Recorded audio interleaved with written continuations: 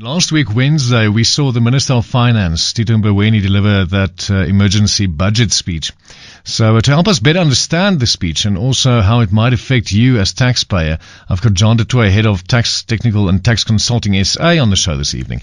So, John, good evening. Good evening, and thanks for having me. So tell me, John, how would you describe the emergency budget? Well, I think most people will describe it as a bit uneventful. A lot of people expected the minister to impose additional or new taxes, or at least to increase certain tax rates, or to give us some insight into, or some more insight into government expenditure, or potentially to, for those who were a bit more optimistic, to cut the lifelines of certain state-owned enterprises. So, John, I mean, why do you think the minister didn't impose any new taxes? Well, I think in general, it would have just been unpalatable, especially if he imposed a new tax that was aimed at the wealthy.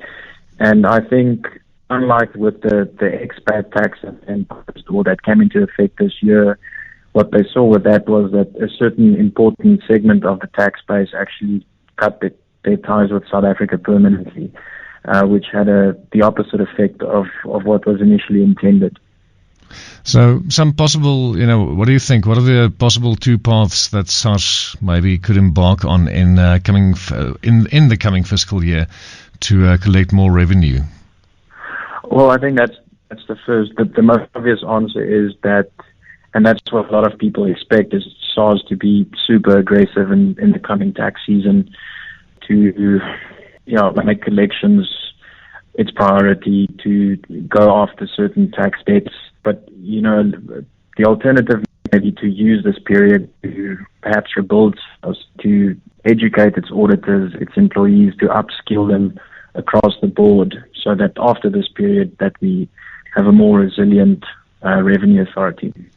Speaking to John Toit, Head of Tax Technical and Tax Consulting SA. And so, John, we've heard a lot of talk. SARS 2024, they've got a vision. And, what exactly is this? And how would it impact companies and also, me, the tax-paying citizen?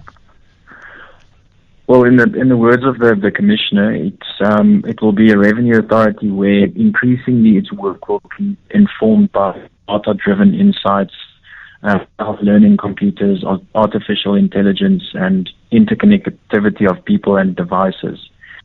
It wants SARS's workforce to be empowered, to be optimally functional within this changing world, if I can put it that way. So, I think the Commissioner wants to rely more on a systems-based approach, on third-party information to detect and to audit taxpayers, if I can call it that, by using computers rather than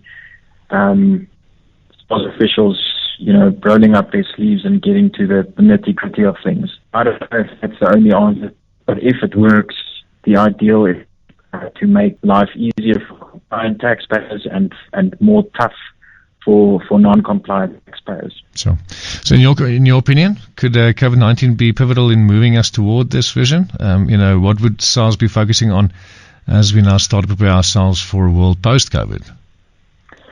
Well, I think every crisis can be an opportunity. If SARS focuses on collections solely in the coming months, I think that might be a bit short-sighted to try and extract every ounce of tax of a tax base already.